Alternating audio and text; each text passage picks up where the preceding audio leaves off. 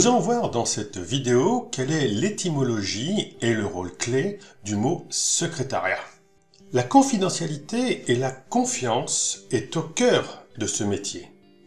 Si on reprend l'étymologie, c'est-à-dire la source du mot secrétariat, il faut savoir que le mot secrétariat vient du latin secretarium, qui est dérivé de secretum, qui veut dire secret.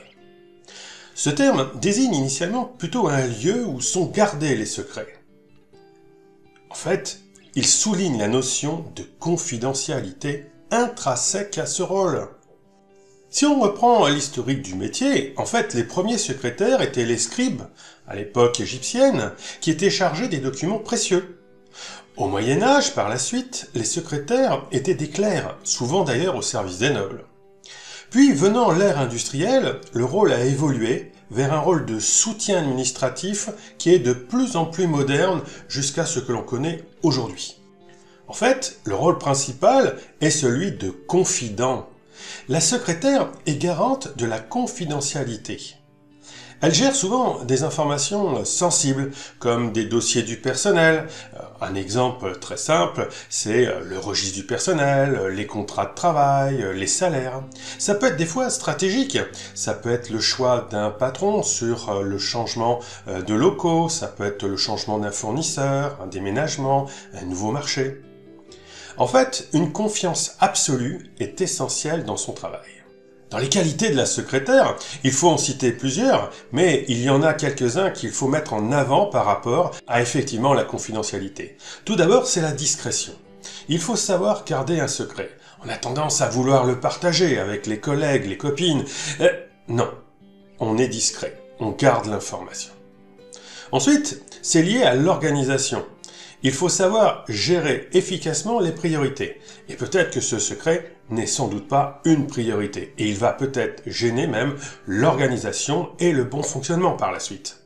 De toute manière, la secrétaire est fiable. C'est comme un pilier central sur lequel toutes les autres personnes de l'entreprise peuvent compter, aussi bien le patron que les collègues. Souvent d'ailleurs, la secrétaire a pour rôle de gérer l'agenda et organiser les priorités de son patron. Elle va assurer également la confidentialité de l'ensemble des documents et de leur communication. En fait, la secrétaire est un soutien de confiance dans toutes les situations et il faut que le patron puisse compter sur elle. C'est essentiel. Dès l'instant que le patron a un doute, l'organisation et la relation vont dépérir. Mais c'est pas seulement auprès du patron, c'est aussi auprès des collègues. Il faut savoir faciliter la communication entre les équipes. Il est parfois peut-être de bon goût de se taire sur certaines informations afin d'éviter d'enflammer les relations entre chacun. Parfois même, la secrétaire va agir en médiatrice, dans des conflits d'agenda par exemple, sur l'organisation de la prise des congés.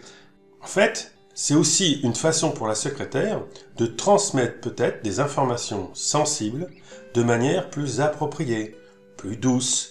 Elle nous aide à faire passer les messages. Une secrétaire de confiance contribue de toute façon à un environnement sain à l'intérieur de l'entreprise. C'est indéniable. On le dit souvent, la secrétaire a un rôle central. Et si la secrétaire contribue à cet environnement sain, elle contribue également donc à la sérénité et à l'efficacité des équipes.